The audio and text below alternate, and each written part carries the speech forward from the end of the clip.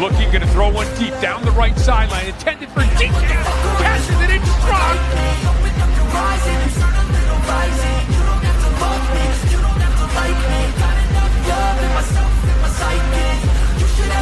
Throwing middle is caught. Amon-Ra St. Brown, he's gone, baby. 10-5, end zone, touchdown, Detroit Lions. Drop. Inside the 35-yard line of the Bengals. I've been working nightly. If you think you'll win, not fucking likely. I've been taking shots, yeah, cold-blooded, icy. Watching numbers grow is what I call He's gonna throw, ball is caught. JSN near side. When they hype me, the following grows. They know first time in NFL history a team's been 5-5 with that scenario. Here's the pass over to Hunt. Best rushing offense in the NFL goes to Patrick. Turning losses into gains. I'm the person making change. I've been rocking this exchange. Topping off and risking things. Gonna make a fucking Into the end zone. Devontae Adams with the I don't want that touchdown. cheap fame. No, I'm not that vain. I just wanna be greatness.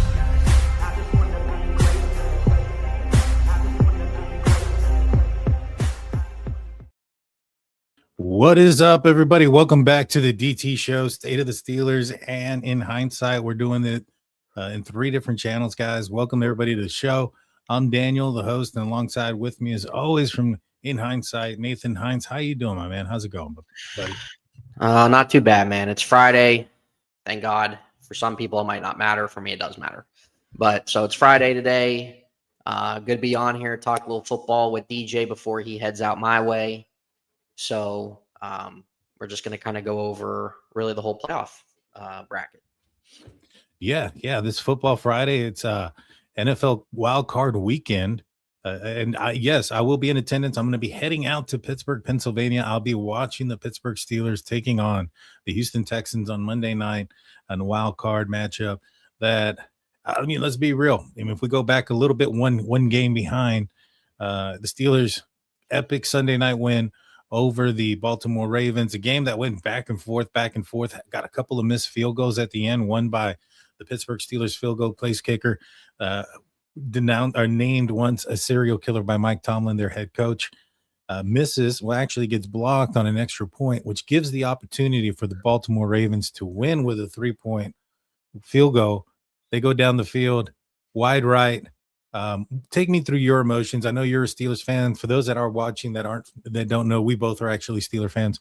But what was your emotions like during that moment? And did you call your buddy Z, who's a Baltimore Ravens fan, and how was his emotions during that moment? It's a great question. Well, when Boz missed the extra point, I thought it was over. I thought they lost. Mm-hmm. Just given the fact of there still being a minute, our secondary was very suspect during that, and I just did not have the trust in that. I mean, all they get was in field goal range to win the football game, and Baltimore's a team that's capable of doing that within 50 seconds. So I thought it was over, honestly, and then I just kind of walked away from it, and then I just waited for them to kick, and then my reaction was just kind of, I think what every other fan's reaction was, honestly.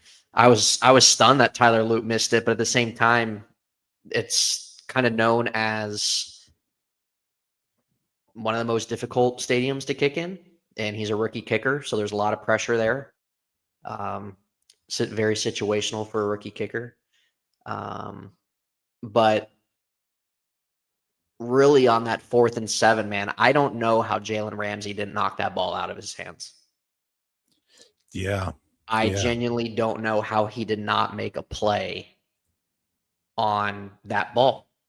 Mm-hmm. And it's remarkable to me that when you have Likely there, you have Ramsey coming over, and I forget what corner, who was it, Asante Samuel or somebody? Yeah. That was in that range. And so you had the help safety there, but it's like, how do you not break that pass up? I feel like Minkah Fitzpatrick would have. Well, I genuinely feel like that's a Minkah type play to knock that out on 4th down, because he's done that so much. For sure. I was sick to my stomach on what Raj did, seeing the emotion there, and I'm like, man,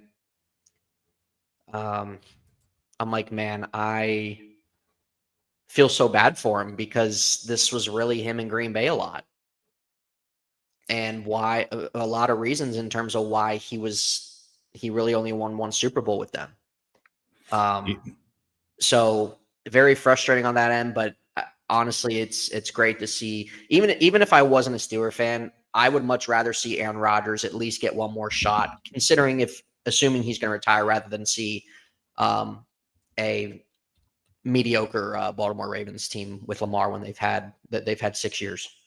So yeah, I mean, it really, the one thing that shocked me though was the fact that, and we talked about that before, is when the Steelers played them before, I was like, hey, there's going to be a matchup at the end. Do you think that if the Steelers end up eliminating the Ravens season at that point, is that going to be the end of Harbaugh in Baltimore? Fast forward a few weeks, ends up being the scenario. Harbaugh's not there no more. How surprised are you? And from your friend's perspective, Z, who is a Baltimore Ravens fan, how's he feeling about the loss of their head coach? He was kind of surprised. Yeah, to really touch on him, we have a group chat, and so like, he would kind of pop off and everything like that. But then when it was so back and forth, it was so funny just to kind of see the back and forth emotions and everything like that. I forget really what he said when the kick happened, but I was actually surprised he FaceTimed me. And we have like a inside joke of like different things. I'm not really going to comment it on here, so like won't get flagged or anything like that. But there were certain like just actions that he was doing just to show pretty much like, he that he, I don't really know how to describe it on here, but he was sick. He was sick. He was fed up, and he was surprised. He was surprised that the Ravens did fire John. Yeah. Just because of the fact that he felt that he's somebody who thought Mike McDonald should have got promoted, that they should have let John go after their playoff loss last year and move Mike McDonald into the next position, which looking at it, should have been the right decision. So he personally thought that they should have, if they keep John, okay, you move off Zach Orr and some of your coaching staff, but get somebody in there that can be seasoned to kind of take over within a year or two. And then they didn't do that. No, they didn't. There's a lot of options that are going on now. At the time of his firing, it was reported that there was 7 different teams that had reached out to him as for their possible coaching vacancy. And I say possible because at the time there was only 7 teams that had vacant head coaching positions, and the Baltimore Ravens were one. So I doubt they were reaching back out to hiring him. So, Mike McDaniels ends up getting fired here recently from the Miami Dolphins. I'm assuming the Miami Dolphins are probably one of those teams. The fact that they moved on from him, maybe not immediately after the season. Well, I guess it was immediately after the season ended, but the fact that they waited until Harbaugh was fired for them to move on does make me pause a little bit. Is Harbaugh going to Miami? Is that a destination spot for him? I know tax-wise it might be nice. Weather-wise, it's probably a lot nicer than what it is out there in Baltimore.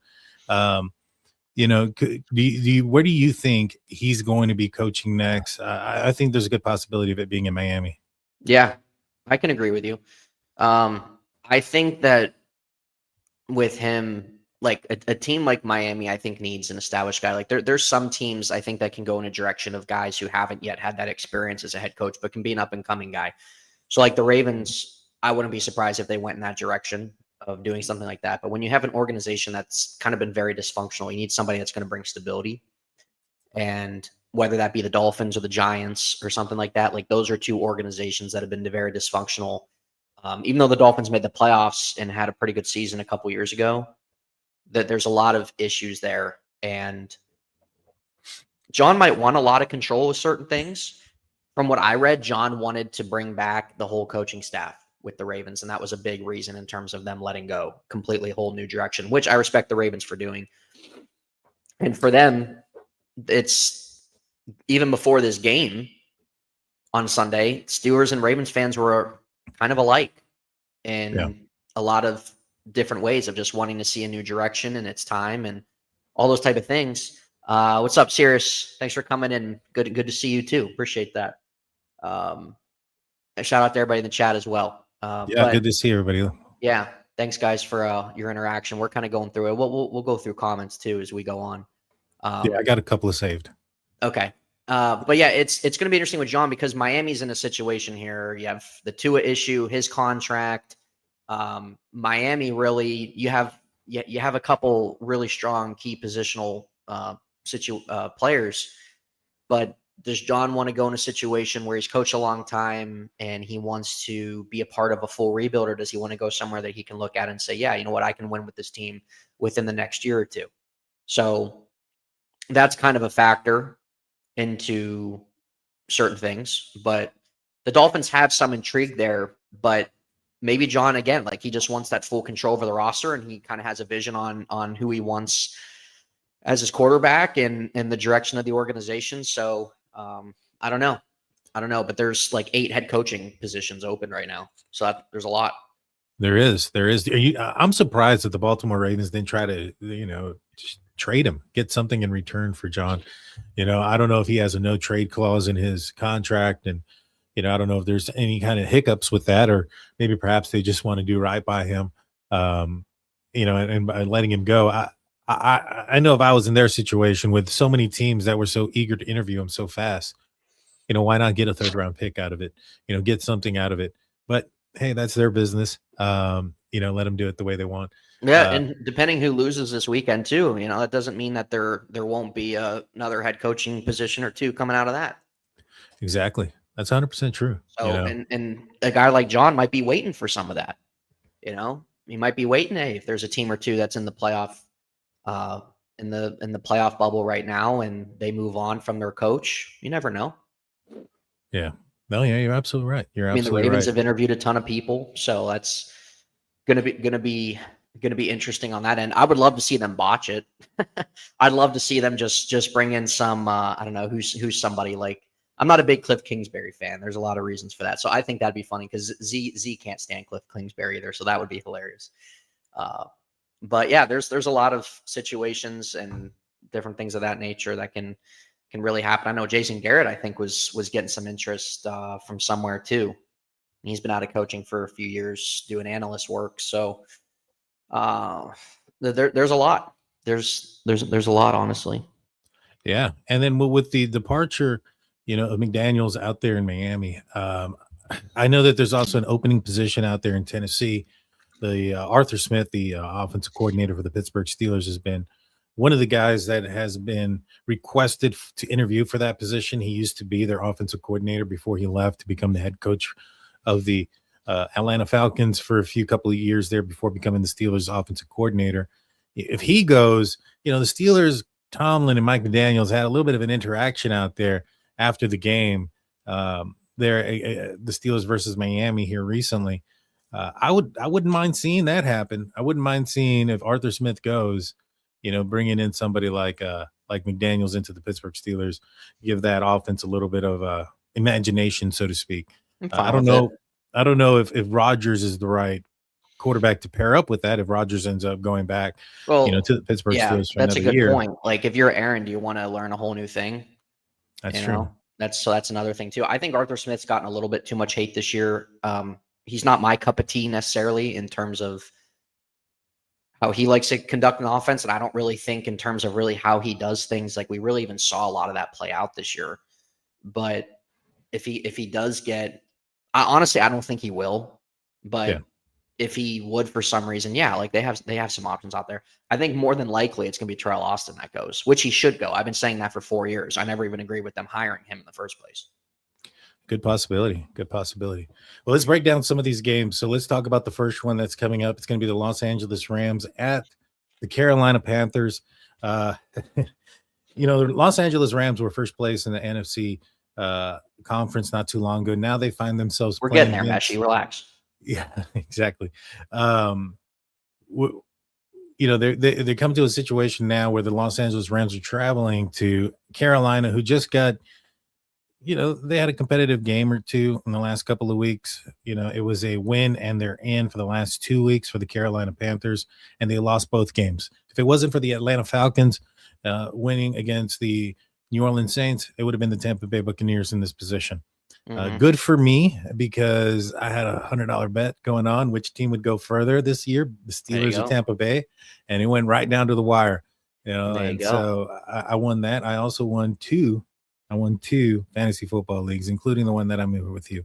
Yes. So it's been a very successful year. Definitely big wins at the end of the season for sure. Yes, well, and I want that to continue with my team. Well, anywho, Rams are going in. I think this is the Rams are 10.5 point favorites. I mean, 10.5 point underdogs at home. I think that didn't they play earlier this season, both these teams, and didn't Carolina beat the Rams? I think they did. Hang on a second. I love this Messi guy. Hang on.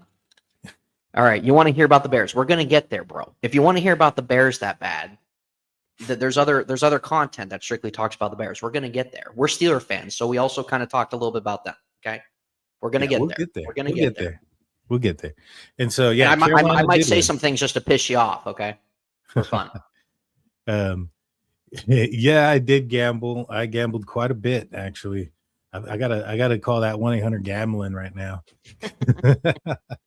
But I won this year. I won, so it's all good. But yeah, Carolina already beat the Rams. They're looking to make it 2 in a row. It's very difficult to beat the same team twice, especially a team that's very successful, a team that's as strong as the Los Angeles Rams. But do you think they can, are you seeing a 10.5 point win? Are you seeing a blowout here? I think it's possible. It's definitely possible. If you're the Carolina Panthers, all things considered, I think you're a little bit ahead of schedule going into the year. You win the NFC North. You had a losing record, of course. This freaking guy. The NFC, they win the NFC South. The NFC South was crap. But I do think that if you're the Panthers, you still have to feel good. You won your division. You got in the playoffs. I think you're a little ahead of schedule than what you projected. But it's not in their favor. They have a home game. Obviously, it's not in their favor. The Rams are arguably the best team in the league, even though they're a wild card. It's very likely, given the Rams' experience, Sean McVay, Matt Stafford, and everything, that in this with Bryce Young, and this is a young Panthers team, it could end up getting blown out. Honestly, I think that this is really the only game that lacks intrigue to me in the playoffs. So it's possible. I haven't looked at the spread or anything like that.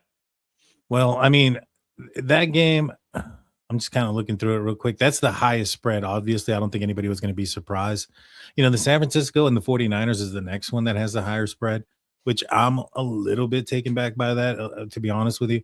But yeah, this one's got the widest spread, so I'm not surprised that it's like that. I wish this game was on Monday night, to be honest with you. But it is what it is.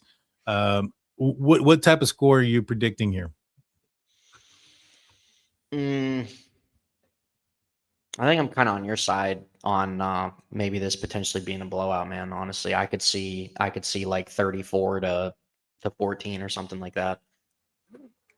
Yeah, I think so too. I think this is going to be a blowout. I'm predicting somewhere around the 32 to 17 range. And I think much of that 17 comes in like junk time. Yeah. No, it's very much so. It's the least intriguing one. I don't really think there's really a whole lot of like conversation about this game, just given outside the aspects. Stafford probably gonna be your MVP. They've been in the Super Bowl. This is a young team. So it's a good step in the right direction for the Panthers, getting a playoff game like that with a young roster. And they definitely have the opportunity to get a little better this offseason. But I don't really see how anybody's picking Carolina to win this game. Double comes in saying, going to be stormy, rainy, and 20-mile-per-hour wind. Carolina can run. Their D will give them a chance. I didn't realize that the weather was going to be pretty nasty out there. The Rams coming in from a dome situation. That's definitely going to play in the favor of Carolina. We'll see if they can take advantage of it. That's what they're going to have to do if they want to win. All right, the next game, Green Bay at Chicago. I think this one's going to be a fan favorite in the live chat. Some folks have been wanting to hear about the Chicago Bears here. So Chicago Bears are... Get it over with. Yeah. It is the Green Bay Packers are 1.5-point favorites, I believe.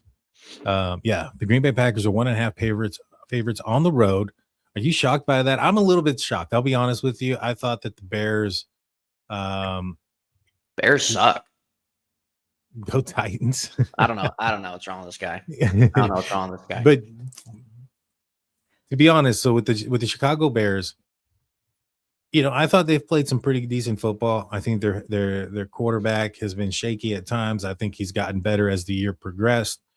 I think he needed a lot of developing and growing. Ben Johnson out there has really matured him a lot. I think he was working with a very raw quarterback that may have learned some bad habits and kept some bad habits out of college, and maybe just didn't get the right development with the previous regime. But I think he's developed over the season. I think that, when the Steelers played him, he had some throws that looked good, and he had some throws that I think he would have wanted back, and maybe perhaps even would have made that game even worse than what it was.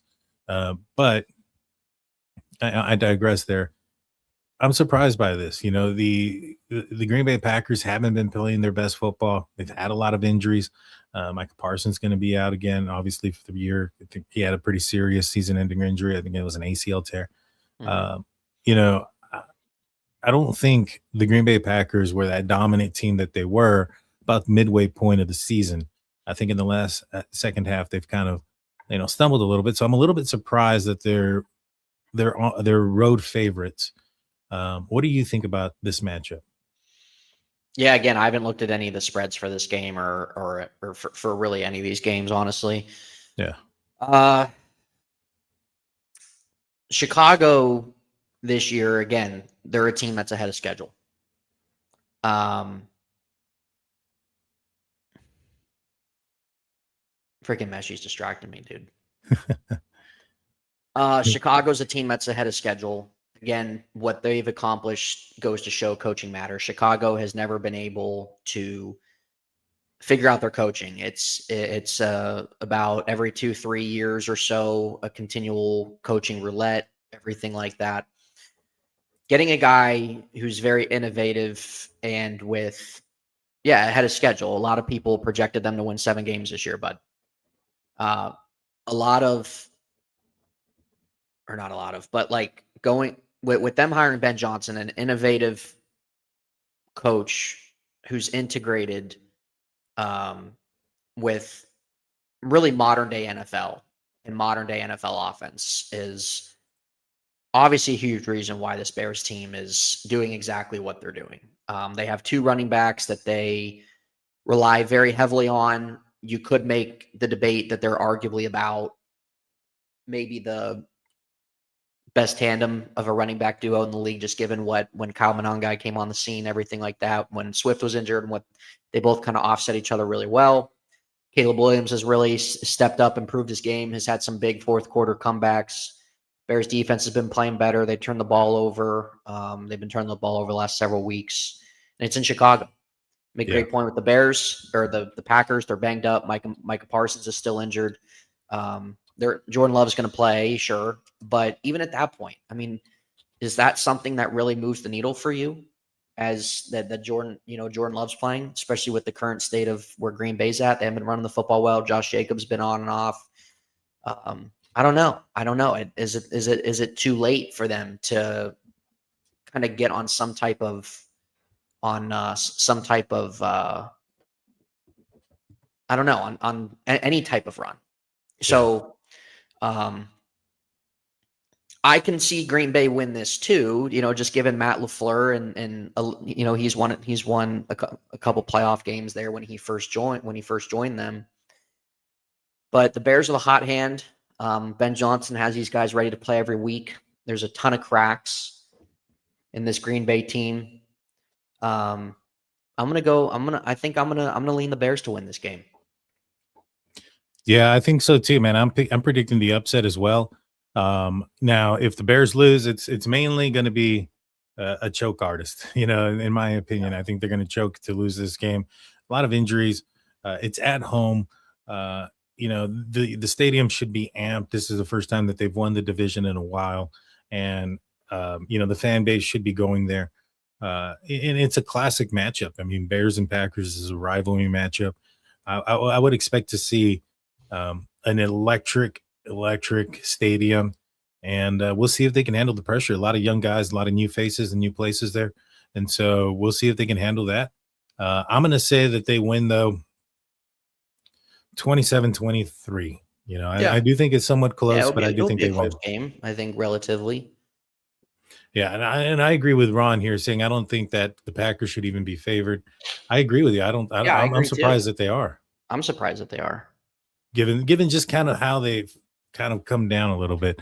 And so now we're going to transition to Sunday. The first game, it's going to be a noon o'clock game. It's going to be the Buffalo Bills at the Jacksonville Jaguars.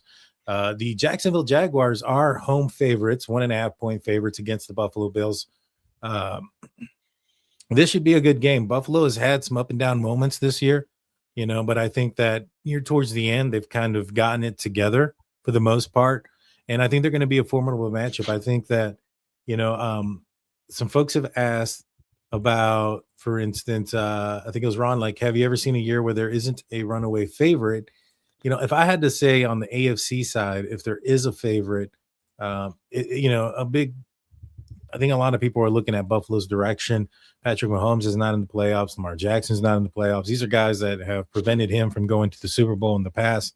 He's got to deal with some other quarterbacks there. First one is Trevor Lawrence.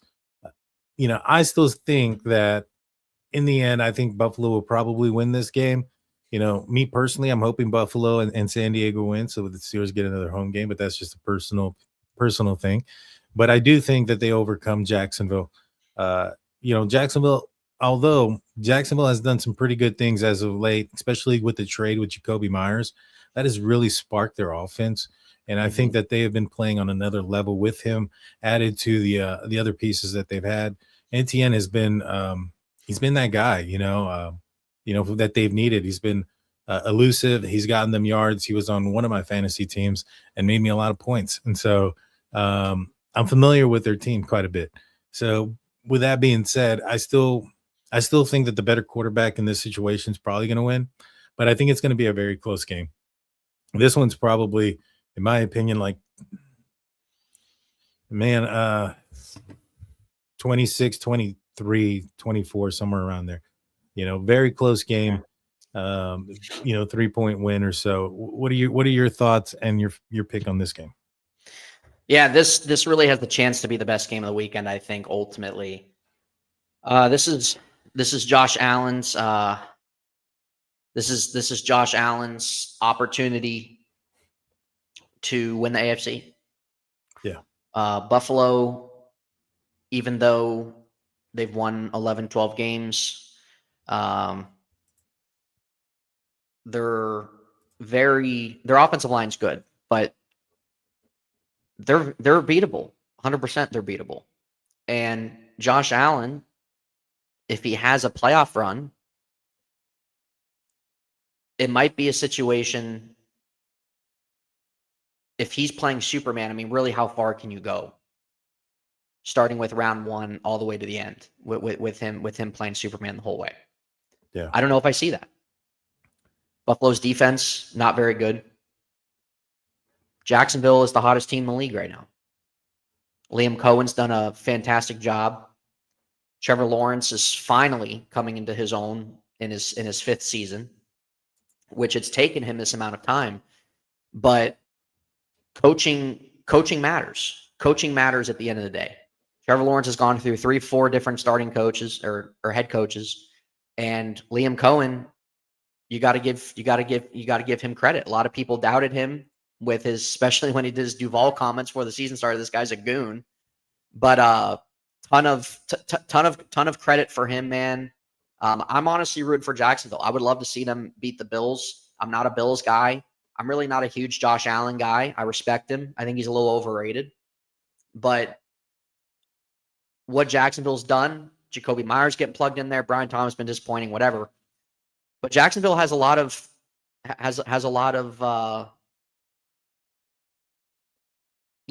guys that get integrated with their offense, man. You know, they have a couple backs there.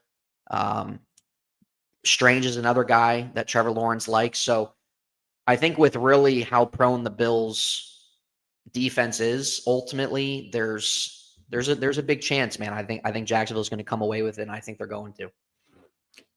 That'll be a good one to watch. Like Yep. you said, I think this one's going to be probably the closest matchup of the weekend. The best game, and I'll be watching it. That one's a 12 p.m. Central, 1 o'clock Eastern time kickoff. Buffalo at Jacksonville. The next game on Sunday is going to be a 3:30 p.m. Central, 4:30 kickoff. And my computer just glitched. Give me a sec. You're good. And that is going to be between the San Francisco 49ers and the Eagles. Now, this one also has a big spread here. The Eagles are favored by 6 point. They're 6-point favorites at home against the 49ers. 49ers been dealing. I think they got kind of banged up a little bit in that last game. I know Brock Purdy went down with an injury. I think he's going to end up being okay, and I think he's going to play. I'm surprised by the margin here. I would have expected more of a 3-point favorite. I think that the 49ers have done well. In fact, they were in it towards the end. They were one of the teams that could have possibly ended up with first place in the NFC. So 6-point favorites.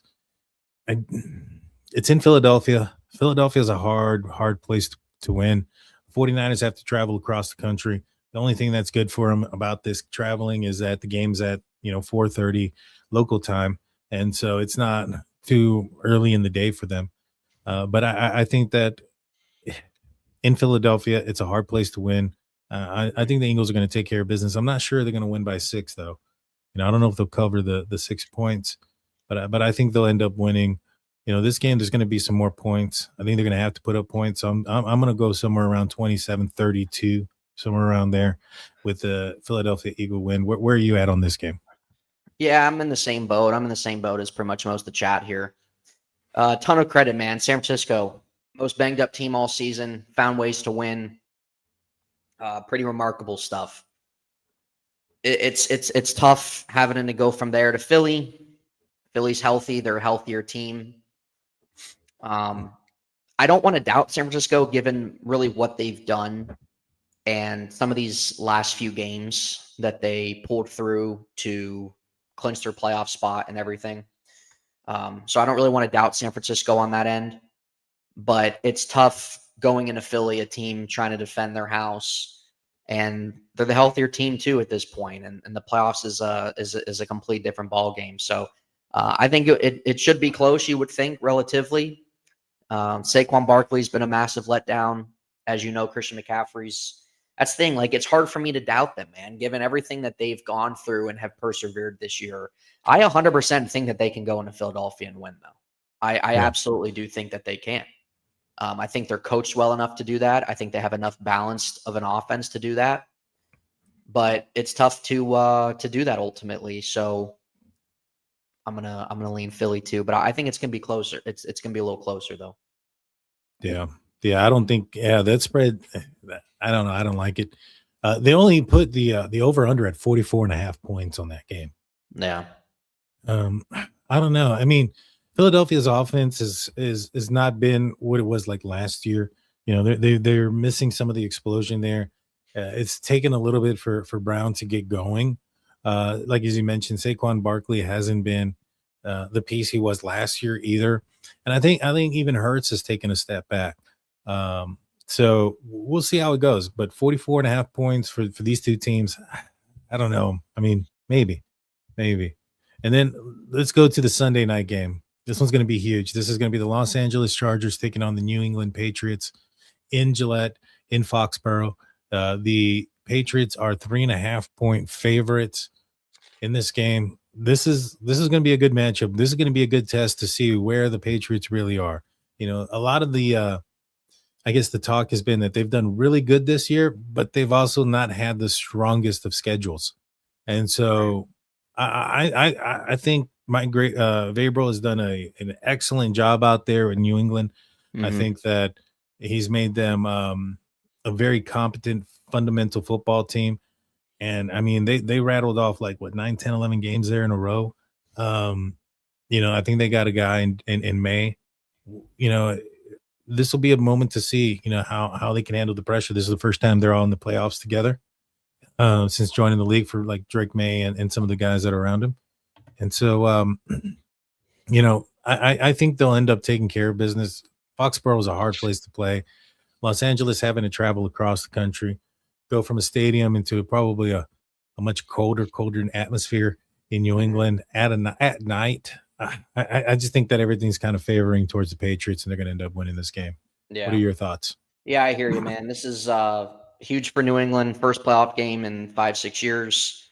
Vrabel, another guy, very well could win Coach of the Year. I wouldn't be surprised though if the Chargers went in and upset him though. I mean, Justin Herbert is due to win his first playoff game. Jim Harbaugh has kind of been there, done that a little bit. But the thing with the Chargers though, man, they're just so banged up on their offensive line. It's been a disaster for them all season.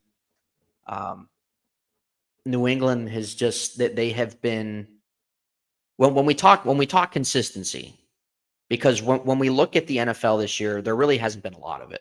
Let's be honest. I think outside of really what New England's done, I think what Denver's done, and I think of kind of how you've seen the Rams play and Seattle as well. I think that's really your group of that you can lean on and kind of know what you're probably going to get week in, week out, even if they do lose, whatever. Other than that, like it's been a big pond of teams that really anyone can beat anybody ultimately. And that's really how a lot of the league's been this year, which is a good thing. So with that being said, there's a ton of factors that you can make the case of why you think the Chargers are going to win or whatnot. But I'm on the New England train too. Drake May has transitioned into somebody that you have a ton of confidence in being your franchise quarterback after the last 4 or 5 years of not really having anybody. And again, it just goes to show why coaching matters. I don't know why there's people out there that don't really put an emphasis on coaching. Coaching matters, man. And this is why when you have teams like Cleveland and the Cardinals and the list goes on a handful of organizations, the Jets, they just go through constantly different coach after coach after coach after coach after coach after coach. And it's exactly why that they can't sustain themselves. They have no stability there. So with New England, Belichick leaves, they bring Gerard Mayo. I'm usually a guy that likes to at least give a few years, but Gerard Mayo, it just wasn't connecting. Mike Vrabel, established guy, got to an AFC championship, got more out of what he was dealt with in Tennessee, and former player for the Patriots. Already has a great relationship there.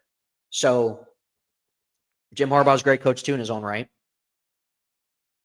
This is, I honestly hate to say I feel like every game can be close because it could, but there's at least going to be another game that's honestly not going to be close.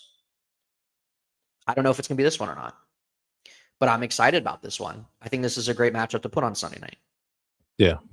And New England fans, they haven't been to the playoffs in 4 or 5 years, so this is kind of something that they've been ready for. Even though they were fine taking a break after all those years with Tom Brady, but regardless, this is another very intriguing matchup. But there's going to be one game though that we look at as we've gone through this outside the Panthers and Rams game that's just going to end up being a dumpster fire. It isn't going to be enjoyable. Could be, very well could be. It's going to be interesting. And so we'll move on to the Monday night game, the last game on the schedule. What do you think first and foremost about the NFL hosting Monday night games? I mean, I know that the Steelers were open to it because they just played the Baltimore Ravens, a very physical matchup, so they get an extra day of healing. But that also limits you and puts you at a disadvantage going into the following week because there are no other teams that are playing on Monday night. So if you're playing a Saturday night, a team that played on Saturday, which I don't know if they can because I think Saturdays are NFC teams. So no, they're going to play a Sunday game opponent. They still get a day or more rest than the Steelers. What do you think about the NFL going to a Monday night game? Axeman, it's a great point there, man. Thanks for pointing that out. Absolutely.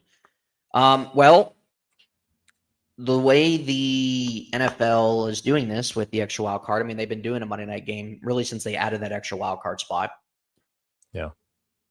They could, I mean, I guess like they could put a 1:00 game on a Saturday and have 3-3 if they weren't going to do Monday night, but it honestly doesn't bother me, man. It's a playoffs. this is a professional, you're a professional team. I understand the disadvantage on that end if some type of implication happens with the team that played 2 days before you did. But you know what? It is what it is. Suck it up. No excuses, man. So if you're the Steelers, hey, this is what it is. You guys have dealt with adversity. Same with the Texans. The Texans are as well, besides the Jacksonville Jaguars, hottest team in the league right now. So it's the way it is. The playoffs, some things go your way, some things you don't. Some things don't. You got to overcome that. So that's the grind of it. So I don't mind it. I'm fine that they play Monday night. I think it's fine as well if they would have a 1:00 game on a Saturday and do 3-3, but it is what it is. I don't really put too much thought into it, honestly. That's just me. See, the only thing I don't like about it is that they have to travel. The Steelers aren't a good team on the road, especially like on Thursday nights where it's a short week. And so if they're traveling and they have to go somewhere on Sunday, let's just say that's to New England or whoever.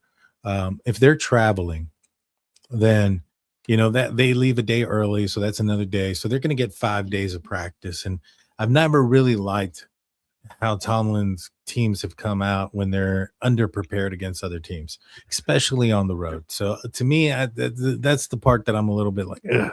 I really wouldn't wish it on the Steelers, but it is what it is. And you're right. They're a professional football team. They need to go take care of business. Now, that being said, I would appreciate it if they are, going to go up against a team. It'd be a team that they are somewhat familiar with, a team that they had gone up against already, whether it be the Buffalo Bills or the New England Patriots, although those two teams played the Steelers very tough. And in both, Buffalo Bills won, but in the Patriots case, if they held on to the ball better, they probably would have won that game handedly. Yeah. Although that's the case, I think they probably, because they've had some sort of, film study on them already, they'd probably be a little bit better prepared on a shorter week. And so that's what my, I guess, hope would be there. Going into this matchup, this game is Steelers are underdogs by 3 points. Over-under is 38.5 points. I would say you got to go the over on this game. I think the over is going to hit 38.5. 38.5. That's low. That's low. I mean, the Colts just put up 30 with Riley Leonard on the Texans defense. Now I know the Texans defense has been playing well, and that's probably the exception, not the rule here. But DK Metcalf coming back for the Pittsburgh Steelers. I think the Steelers team is probably the healthiest it's been all year because of a couple of different things. I think TJ Watt having to take off a few weeks there due to the whole lung issue that he had. He's come back, as he said, his legs feel better than they ever had at this late of the season. DK Metcalf having the last 2 games off due to suspension. He's coming back fresh. He's pissed off. I don't know if you saw the video of him in practice earlier. He was the only player on the Steelers team running around there with a helmet on. And so he's not happy. He's mad about the entire situation and everything that went down. He didn't get an opportunity to play. Aaron Rodgers, he's playing meaningful football in January. This is exactly what he wanted, and they're playing for the head coach, guy that had fired Tomlin chance not too long ago, ring through Acrisure Stadium. So, I think that I think the Steelers are going to end up probably winning this game. It's Monday night. Steelers haven't lost on a Monday night game since like the 80s or something like that. It's Monday night, and we pulled all the stops out. I'm going to be out there. I'm taking my secret weapon, aka Steelers fan, the wife. She hasn't seen the Steelers lose, and so every time we've gone out there and I've taken her to the game, Steelers have won. So we've pulling out all the stops. Make sure we get a playoff win. Shout out for sure for the greater good. The greater good, man. And so we'll be out there. I think the Steelers end up winning this game. Now, I think it'll end up. The score will probably be closer. I think that the Steelers end up winning somewhere around 28-24. But I think that, it's probably a little bit more comfortable than that. Just something at the end. What are your thoughts on this matchup? Honestly, I agree with the over-under. I really do. The Texans have had the best defense in football, in my opinion. I think that really them defensively this year has been one of the better defenses in the last handful of years, ultimately. So this isn't going to be, I don't view this as something where the Steelers are going to put up 20-some points. I really don't. I really can easily see this being a very low-scoring Monday Night Football game in the cold. I haven't really looked at the weather. I don't know what the cold is or the weather is for this Sunday. I haven't really looked. It's almost the lows are going to be like high 20s, low 30s. It's not going to be bad. Yeah, it's not too bad. So this is a game that I've really kind of seen a really back and forth on. And Houston has been firing on all cylinders, and that's kind of what makes it, as a Steeler fan, what makes it concerning, because CJ Stroud and their offense has been able to kind of find themselves back into really what we were seeing his first year. Last year was a nightmare for them. And when we're looking at them in the middle part of the year, they're kind of floating around 500, like, Stroud still isn't really taking the steps forward. But what they've been doing, like I really think that they've been one of the biggest surprises the second half of the season. And the way the Steelers offense is ultimately ran, that there's times the Steelers can put up points, and we've seen games where they're scoring, 16 or 18 points. We've seen where they've scored 24, they've hit 30 a few times, but we've seen 14, we've seen 16. Heck, in that Cleveland game, we saw, what was it, 6? Yeah. Is that what it was?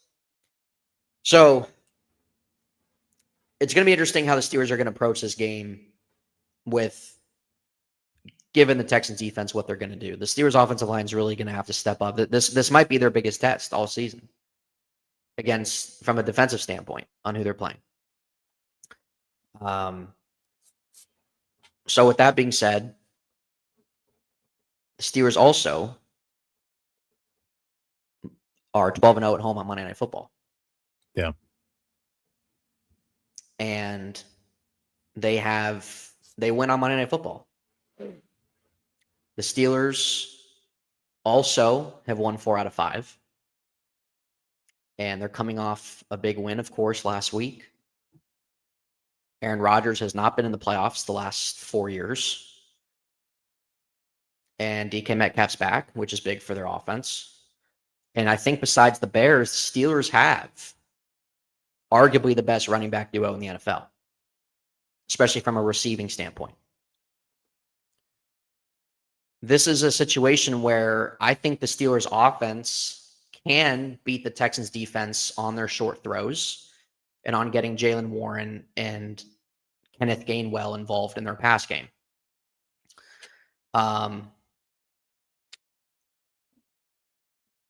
I would not be surprised if the Steelers win this game, but I don't think that it's going to be close. Or not, I'm sorry. I don't think it's going to be high scoring. I think it's going to be close.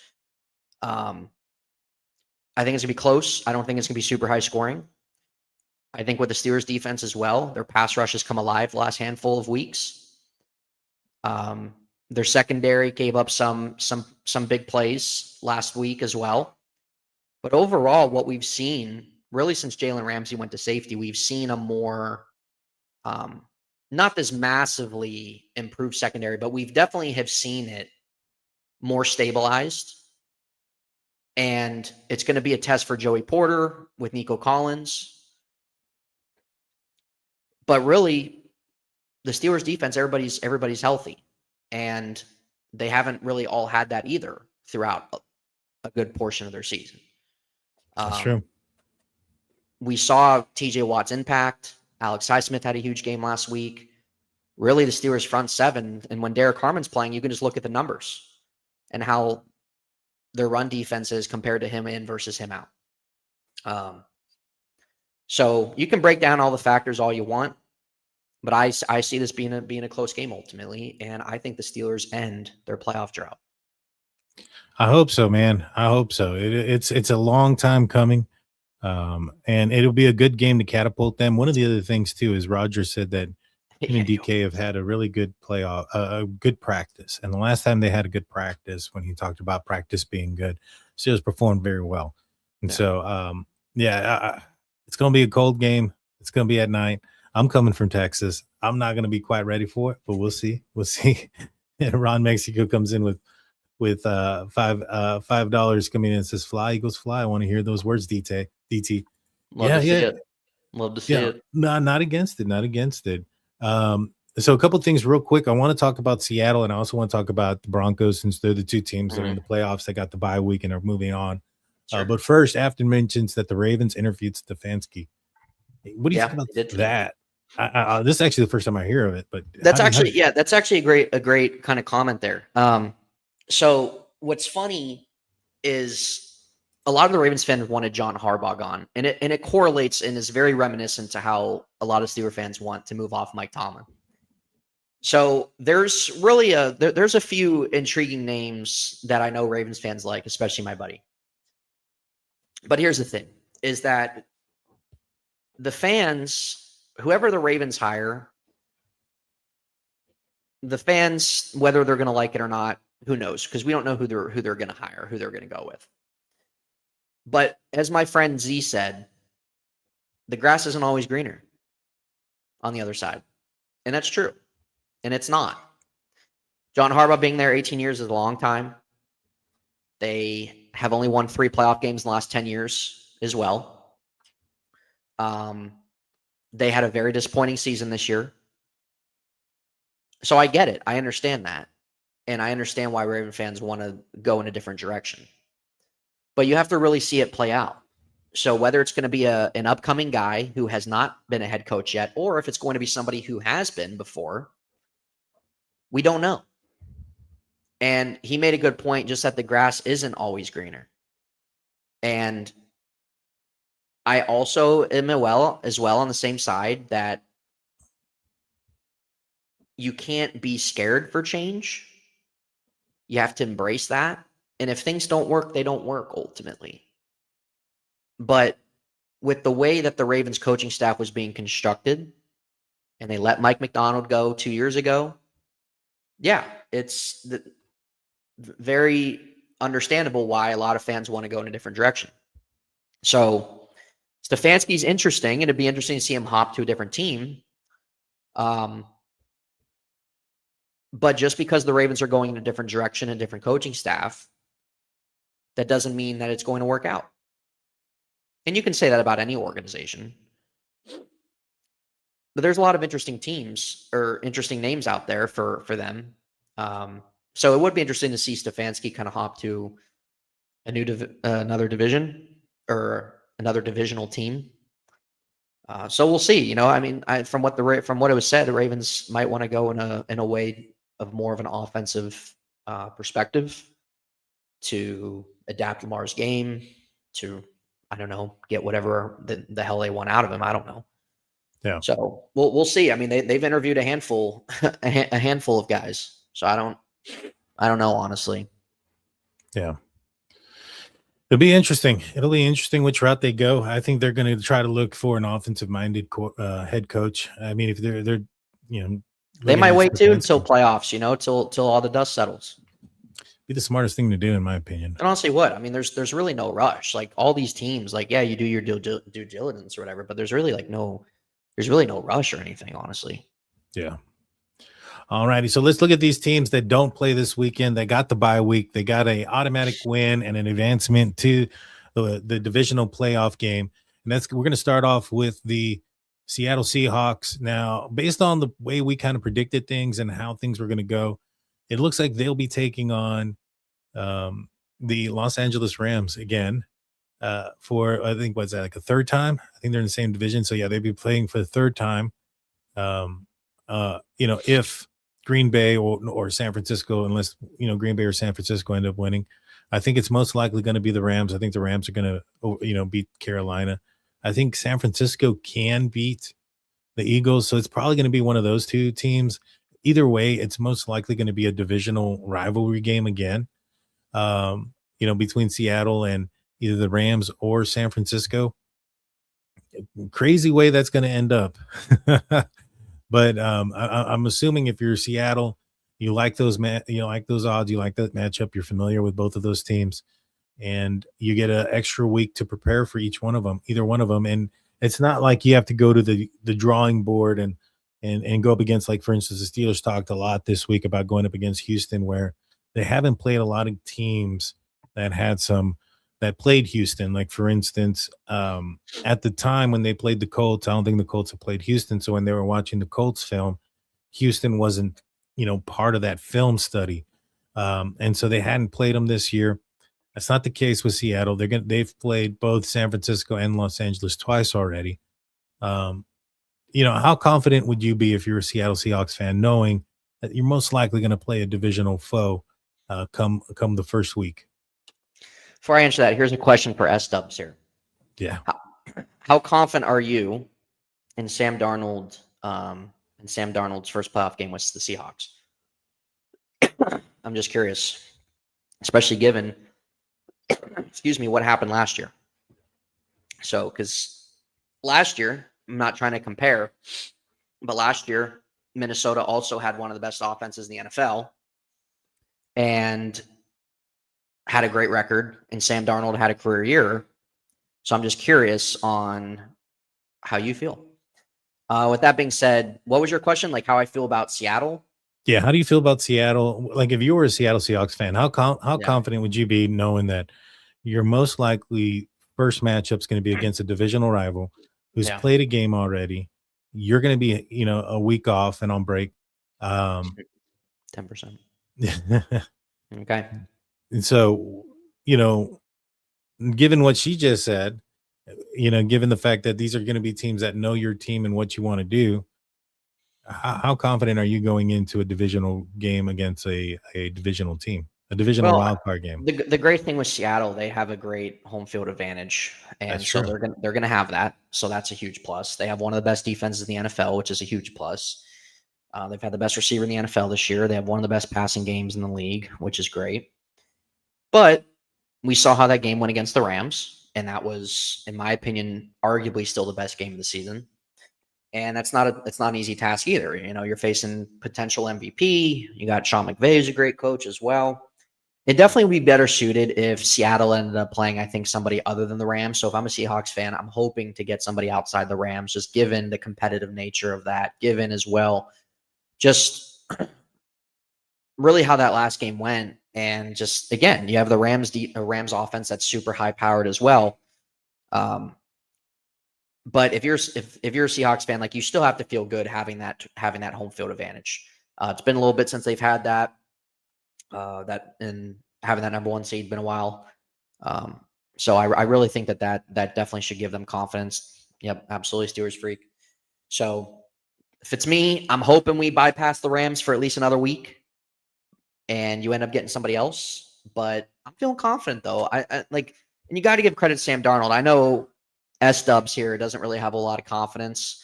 We'll see. Sam Darnold doesn't really have the playoff experience, but the way that he's transitioned his game, and again, the Jets are a dumpster fire. That's where quarterbacks go to die. So with him, that was a disaster. But really, when he got his feet wet with San Francisco, and then getting that opportunity with Minnesota, I mean, it really transcended his career. And now he's in a situation he plays under another really good offensive mind in modern day league, Clint Kubiak, a football family there. So he needs to protect the football and give what the defense takes. Take some of those shots downfield. You got Torrey there. You got JSN, of course, who's a monster. I think Charbonnet really needs to be somebody that's integrated there. I mean, they kind of like, I guess, to balance off him and K9, but it's really the home field advantage for me because they have great fans. They have a great home field advantage during the playoffs when they're in there. So with that being said, and especially if it's going to be a divisional game, I mean, they should feel good, honestly. And I do think Seattle's going to get to the NFC Championship at least. Yeah, they got a good chance. If I was them, I'd be hoping that Green Bay wins. Green Bay pulls out a victory over the Chicago Bears, and then they know exactly who it's going to be. That game is on Saturday, so you're going to have well enough advance notice for that. Yeah. But I just think that the Bears are going to be too much for Green Bay, and I think it's going to end up being one of those divisional teams. Mm-hmm. Now, transitioning over to Denver. Now, this side, AFC can be a little bit different. I mean, Jacksonville and the Patriots both can easily become victorious, I can see it's not out of the realm of possibility that those two teams win. And if the Steelers win, that the Steelers are the team that the Denver Broncos are going to be playing. And it very well could be, one of the other teams, Buffalo, San Diego. I mean, even Houston, can pull the can beat the Steelers. I mean, the Steelers win would be the upset at this point. Texans winning, that could be a team that goes out there a little bit more of an unknown. It may even go all the way down to Monday night before, the Broncos know exactly who it is that they're going to be playing. Mhm. And so with that aspect, that does kind of give, I would assume, like a less of an advantage to the team that is going to be playing against the Steelers, because outside of rest, obviously they're going to have the rest advantage. But, it'd be different like if they knew come Saturday and, all right, well, we know what team we're going to play after or Sunday night, we know it's going to be the Steelers, and they have the whole day Monday to prepare. Right. And I mean, they're still going to watch the game as if they're probably going to play them, but it's just a little bit different there. Yeah, it definitely is. I think I'm less confident in Denver than I am at Seattle. But I'm not like overly sold on these two teams in first place of being lock-ins to get to the championship per se. Well, that's the thing. It's a different. This is the way the season's gone, where you have a few teams in a group together that are your top teams, but you still can see where, they get upset. This isn't the times where we're having New England or the Peyton Manning-led Denver Broncos as the one seed, and that they're going to get to the AFC Championship, or even the prime Chiefs. This is a different ball game here, where there's more balance and teams are kind of in the same pool, where they all have their weaknesses and struggles, but they also thrive in different ways too. And that's kind of the unpredictability factor, I think, of if you would see Denver or if you would see Seattle take an L or something. It's just kind of where all these teams are at. So it's definitely not comparable to how seasons and teams in the past have been. Yeah, I don't disagree, man. I don't disagree. It's going to be a fun weekend, that's for sure. And I'm going to be out in Pittsburgh. Definitely intriguing matchups for sure. Yeah, I'm going to be out in Pittsburgh. I'm not flying out there until Monday morning, like super early. Oh, Monday, you're getting in Monday, yeah. Yeah, I'll be in super early. Like, I think we get there around 11 local time. And so we'll be there. And then the next day I got to fly out super early again. I probably didn't plan that out right, but we want to get back a little bit early. Understandable. And so we're just going straight for the game. I'm excited for it. It's my first playoff game ever going.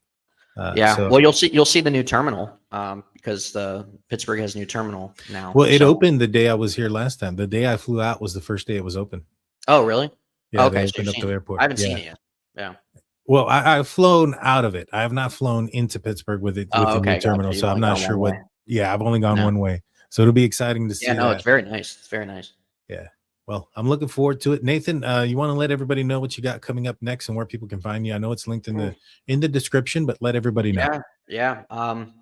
Guys can follow me at In Hindsight in the description. Really lately, Daniel and I have just kind of been doing our shows, either talking about the Steelers or these Football Fridays that we've kind of done a couple times so far. So we'll probably cover this stuff. I don't know, Afton. I mean, I think it's quite different. They took out the tram, and it looks very different, I think. So I don't know how much you saw, but it is what it is. Anyway, you guys can follow me there. Daniel and I have kind of been doing these shows lately, so we'll kind of probably do them up to the season or through the season ends and into the playoffs and everything. So if you guys enjoy that content, feel free to hang out here on his channel, my channel, whatever you guys prefer. So this is probably what we'll be doing until the end of football season. Yes, sir. And in fact, Afton, myself, and Steelers fan are going to meet Afton and Aram out there at the game. They're going to be sitting next to us. There you go. That's exciting. Afton, enjoy your time. Safe travels. Yeah, they already got there. They sent us some pictures of them at the terminal. It's pretty nice. Yeah, we're all sitting at the in section. I think it's 210, right on the 50, man. Hell yeah! It's gonna be a great time. I got lucky. I went in as soon as they opened up the tickets. I bought them as fast as I could, and I can't wait, man. I can't wait. Yeah. Well, guys, Please hit the like button, hit the subscribe button. Go check out Nathan's channel. If you're watching Nathan, if you're watching me on Nathan's channel, come check out either the DT show or State of the Steelers. I have 2 channels. I'm airing this out on both of them. Make sure you go and check it all out. Until next time, guys, I'll see y'all then. Peace out, y'all.